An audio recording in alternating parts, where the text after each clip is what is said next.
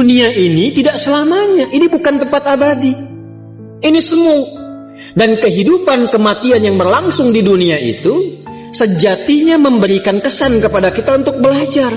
Kumpulkan bekal bagaimana caranya di dunia ini berhasil, di akhirat meraih kemuliaan. Itu yang dimaksudkan surah Al-Mulk itu. Surah 67 di ayat yang kedua. Walladzi khalaqal mauta wal hayata liyabluwakum ayyukum ahsanu amala. Ahsanu itu isim tafdil. Ya, dari kata hasanah tadi. Jadi kita mengumpulkan hasanah, tapi orientasinya akhirat. Dan untuk mencapai ke titik itu, Allah berikan bentangan jalannya disebut dengan ibadah. Karena itu ketika Allah memerintahkan kita ibadah dalam bentuk fi'il amr, itu sebetulnya saking sayangnya kepada kita.